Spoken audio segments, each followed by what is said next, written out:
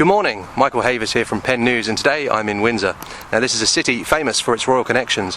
It's home to Windsor Castle, the principal residence of Her late Majesty the Queen, and it's also the city which gives its name to the royal household. The royal household used to be the House of Saxe-Coburg and Gotha, but come World War I that was felt to be a little bit too German sounding, so instead they adopted the name of this city as the name of their house, and they now reign as the House of Windsor. So why have I come here today? Well, a couple of weeks ago in Parliament something quite interesting happened. A newly re-elected Labour MP for South Norwich, a gentleman by the name of Clive Lewis, was brought to the House of Commons to make his affirmation, his pledge of loyalty to the King and the King's successors, which is required before you can take up your seat in Parliament. And he made clear that he did not want to be doing this. He said that he was doing so under protest and that he hoped one day to live in a republic. I take this oath under protest and in the hope that one day my fellow citizens will democratically decide to live in a republic. Until that time, I do solemnly, sincerely and truly declare and affirm that I will be faithful and bear true allegiance to His Majesty King Charles according to law. Now, he's not the first person to fall foul of this requirement. In Northern Ireland, MPs from the Irish Nationalist Party Sinn Féin refuse to take up their seats in Parliament, partially on this basis because they don't want to pledge loyalty to a king who they feel is not their king. And Mr. Lewis, in his case, he was sufficiently wide of the mark making this affirmation that he was brought back to do it a second time before he would be allowed to take up his seat in the Commons. Well, what I'm here to ask the people here today is whether they think Mr. Lewis had a point. Does it make sense that we as a mature democracy, when so many other mature democracies have rid themselves of monarchy, that we continue to keep ours, that we're paying out for royal palaces and golden carriages and crowns and protection officers and all the rest of it? On the other hand, is it something that's a brilliant link to our living history? Is it something that drives tourism? Is it a fantastic way to project soft power around the globe? I'm not trying to make an argument either way, just to frame the parameters of the debate. And what I really want to know is how the residents of this most royal of cities feel about their monarchy. Let's go and ask them. Without further ado, here we go. So how do you feel about the monarchy? Do you think it's a good thing or a bad thing in modern Britain? Personally, I think it's a good thing. I may be a little biased because I grew up in the Windsor area, so I've got a kind of affinity to the royal family growing up around it. But from my point of view, yeah, they're a positive influence on the nation. I have mixed feelings about it. Since Trump came along, I see the benefits of having that separation of a constitutional monarchy, but there are some elements I find just a bit crass in 2024, so... Can you give an example? Showing up for the opening of Parliament in a gold carriage just feels wrong, but I like tradition as well, so that's why it's complicated. I'm not a monarchist by any stretch of the imagination. You might call me a Republican. However, I know there's not an ideal situation regarding that either. And in this country, the majority of people will accept the monarchy as a standard thing they've had all their lives, and I don't think they're going to change it. But personally, I'd make them be more normal people, get normal jobs, strip them of all their wealth, etc., etc., and hand it over to management of the country, for the country, and the country can take the profits and everything else. I think they're so good.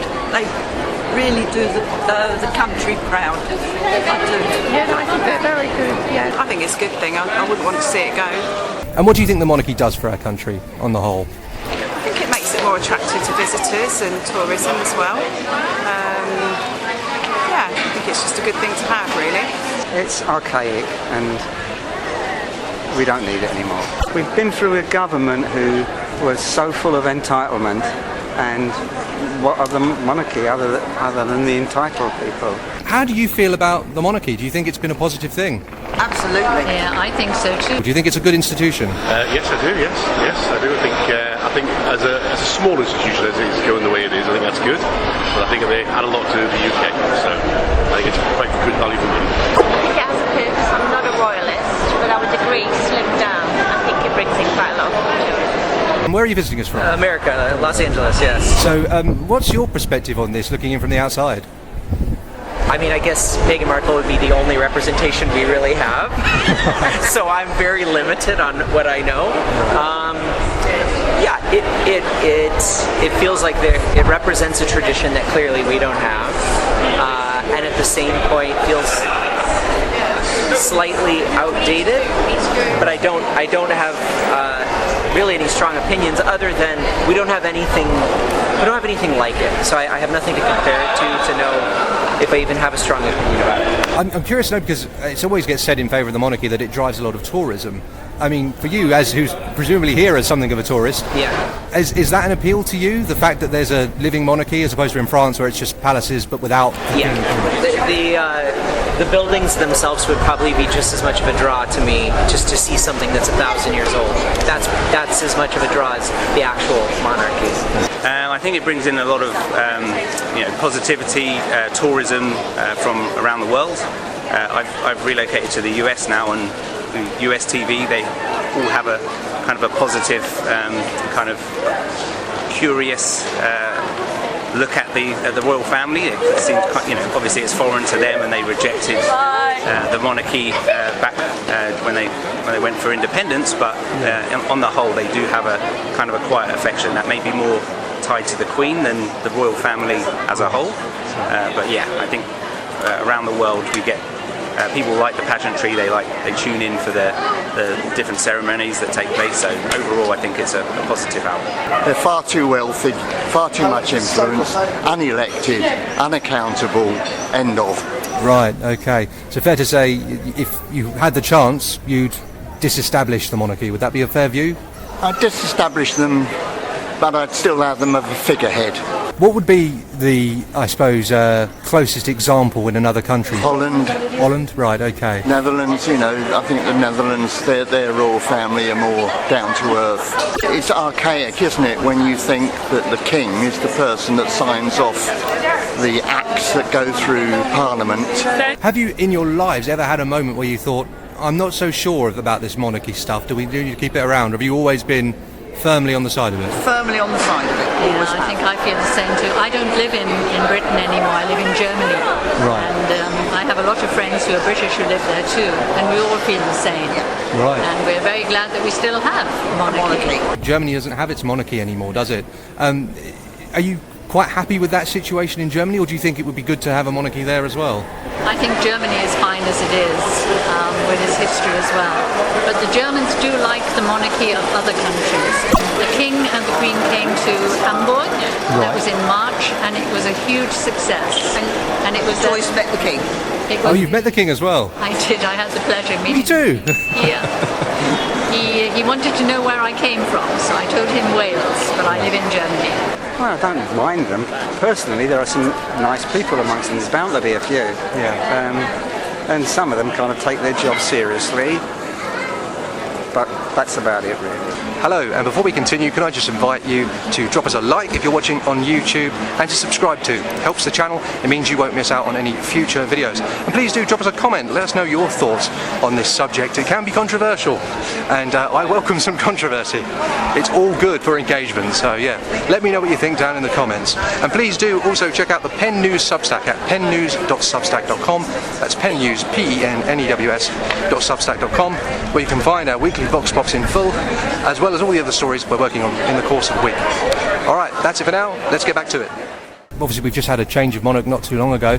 Yeah. How do you think King Charles is settling into the job? He hasn't really had much of a chance, has he? Bless him, really. Early days. Yeah, I think people have taken to him more than what we may have thought in the beginning. Yeah, I think he's doing all right. I think William will be very good when he comes in. I think he's more in touch with normal people. And so yeah, I look forward to that, really. I think he's marvellous. No, we wasn't expecting it, but he's doing great. He really is, yeah. From afar, he seems like he's done a good job. I'm a bit out of the loop in terms of British media and the coverage of Charles, so I don't really see a great deal from the US. But on the whole, he hasn't kind of put his foot in anything that I'm aware of. So he's been quite quiet. I think he's started to make some needed modernisation and some changes from that point of view. So yeah, on the whole, pretty good as well. I think Charles and Camilla are doing a fine job, and especially with his health conditions. Good for him. Yeah, exactly. Keep it up. And I think Queen Camilla, wow, she has really brought him out of his shell. She's opened up his clothing look, his outlook. he's just so positive with her, and it's so nice to see. He waited a long time in order to do the role, and in the context of what he'd been lumbered with, they don't ask to be born into the royal family, which is another reason I'm against it, because it's against their human rights. They had this lumbered on them, and I think he's done a reasonable job in his life to try and be eco-friendly and all that sort of thing. And taking over from his mother, I would say he's doing okay. The reason I came out here today actually is a couple of weeks ago in Parliament, newly elected Labour MP for South Norwich, a gentleman by the name of Clive Lewis. When he came to Parliament, before he was allowed to take up his seat, he had to make an affirmation, and he has to pledge allegiance to the King, to the King's successors and heirs. And he made very clear that he was doing so under protest and that he didn't really want to do this. My question for you is, do you think it should be a requirement? Hello. Hello, I'm from Windsor Royal Station Management Office. Oh, okay. Can you just tell us what you're doing? I'm just filming a Vox Pop. We don't really allow people to do any filming without prior permission. Okay, whereabouts is out of your remit? Okay, so right at the very top.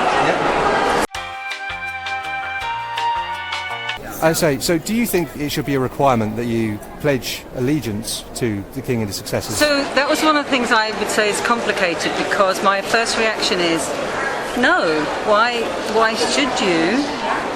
And that's why I don't like our national anthem, because it's about one person rather than the country. Right.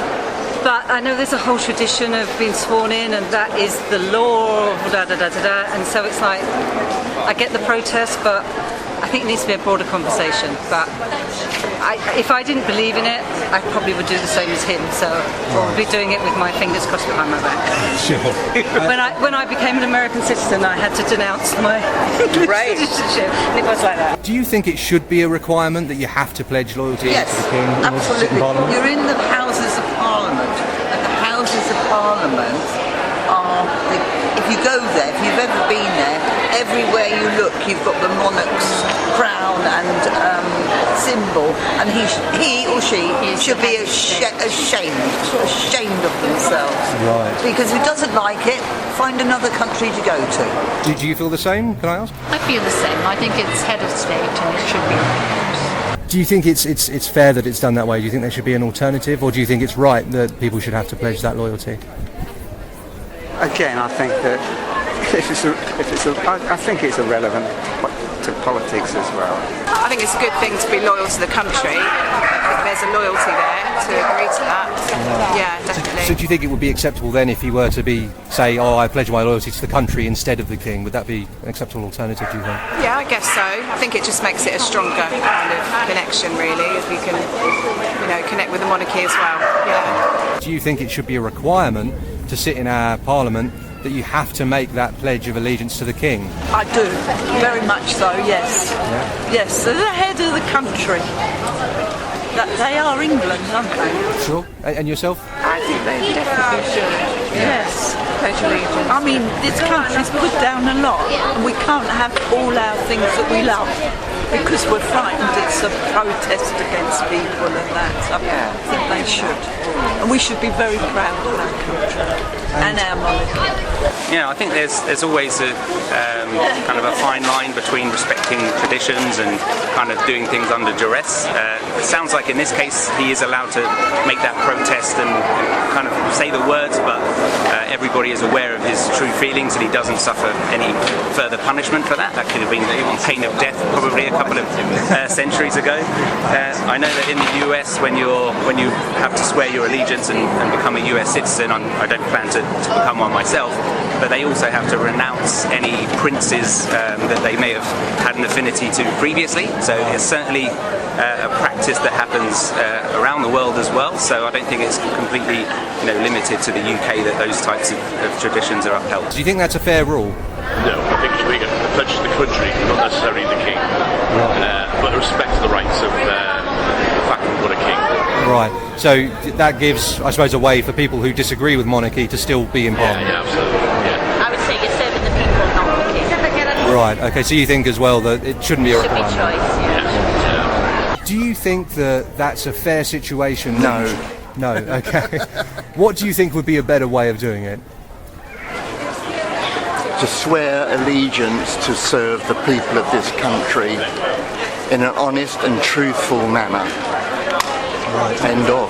Do you think that the current system effectively disqualifies any Republican from holding public office? Yes, but I have heard that, and let's be honest, there are people who have been Republicans in Parliament, and when they swear allegiance, they put their hands behind their back and cross their fingers. Right, I see. That's it. I mean, at the end of the day, I believe people behave honourably if they're honourable, and dishonourably if they're not. Swearing allegiance makes no difference whatsoever, as we have found out with Mr. Johnson, Miss Truss and other people. I mean, honestly, I don't even, as an American, I don't even love pledging my allegiance to America or to the flag in America. So yeah, I don't like either. I'm incredibly grateful for it. I will be supportive of it.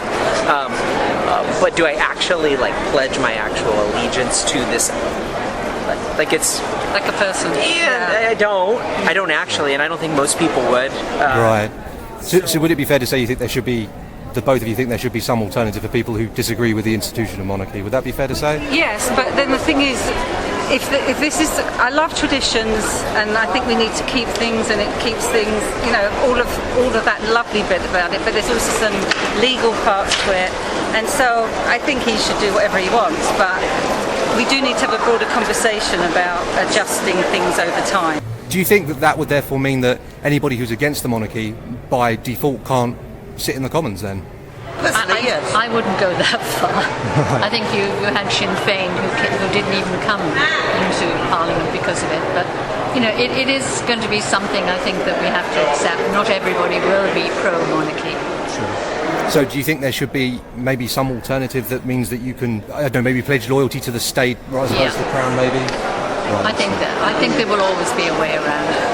But I'm very happy that Britain, and even though I don't live here, that we have a monarchy. I don't think he should be in Parliament, should he? No. How can you represent a country that's proud of our monarchy and they're the head of it? I know they don't have a lot to say in Parliament, but no. Politicians have got to remember they could be out of a job in 5 years. The King and Queen ain't out of a job until there's nothing. I'm sorry, but get a grip. Well folks, that's it for today, and I thought we had a pretty healthy mix of opinions in there. In a country that is broadly pretty proud of its monarchy, like Britain, I did expect most people to say that they were proud of the monarchy and that they'd like to keep it, and indeed they were. But there were some dissenting voices as well. A couple of people who would like to see Britain, if not a republic, then certainly something a little bit closer to it. Well, anyway, moving on, can I just invite those of you who are watching on YouTube to drop us a like if you found this video engaging, and to subscribe too. It means you won't miss out on future videos, and it does help the channel. And please do let me know down in the comments, how do you feel about this subject? Do you think that Britain's monarchy has outlived its usefulness? Or do you think it's something that is still servicing the country in a good way today? Alright guys, cheerio, and I will see you next week.